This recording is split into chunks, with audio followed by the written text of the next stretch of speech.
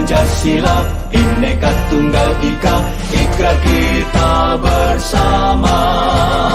Jember, Jember, kota Jember, kita dibesarkan jadi orang kuat.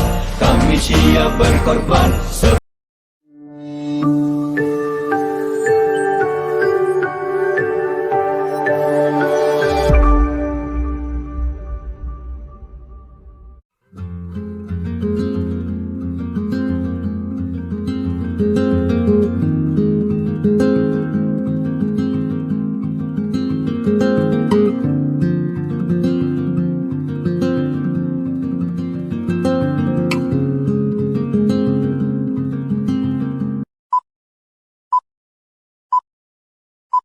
Waalaikumsalam warahmatullahi wabarakatuh. Alhamdulillah kita sekarang nyampe di PI yang ke-7 ya.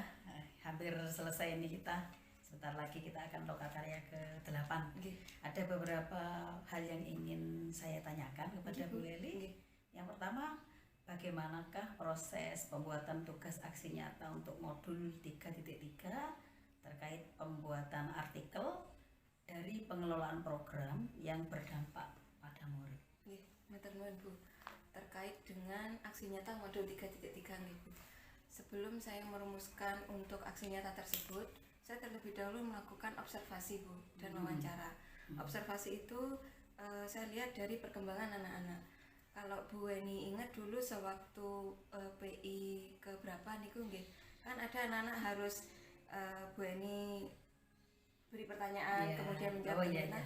Bu Weni mengatakan bahwa kemampuan anak-anak untuk berbicara muridnya Mbak Lely ini masih kurang, kan seperti itu. Akhirnya saya menindaklanjuti temuan itu, terus saya lakukan observasi ke anak-anak, memang iya Bu. Lalu kemudian saya melakukan wawancara itu kepada guru, rekan sejawat saya, tapi hanya beberapa Bu, nggak semua.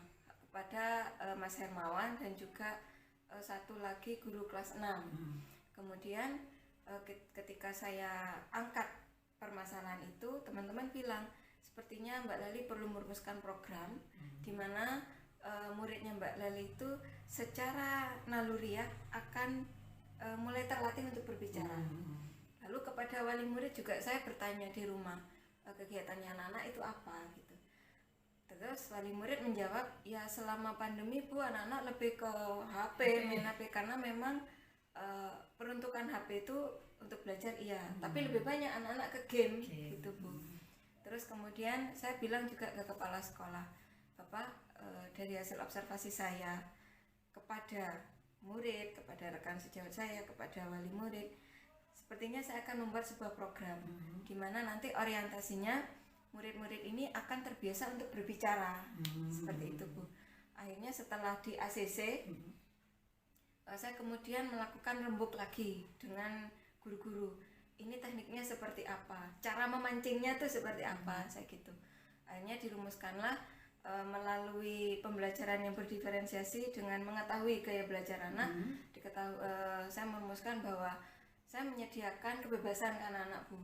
Kalau mau bercerita, mereka terserah mau lewat media apa. Bisa dengan menggambar, bisa dengan bikin video, atau bisa dengan hanya sebatas rekaman suara, seperti itu.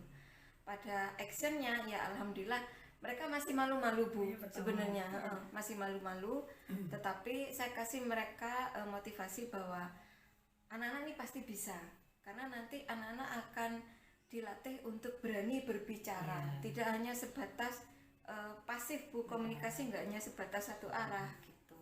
Ya alhamdulillahnya sudah satu kali sebenarnya Bu pelaksanaan aksi nyata itu, alhamdulillahnya anak-anak mengikuti dengan tertib seperti itu. Jadi kesimpulannya, alhamdulillahnya anak-anak dapat terbiak, mulai berani Bu, meskipun masih malu-malu gitu, tapi sudah mau berekspresi. Ada perkembangan gitu ya.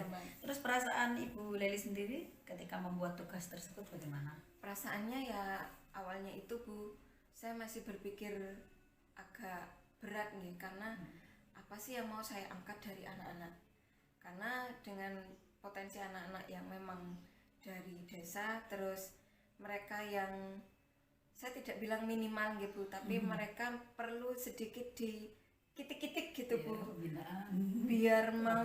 biar mau termotivasi Iya. seperti itu. Jadinya saya merasa tertantang.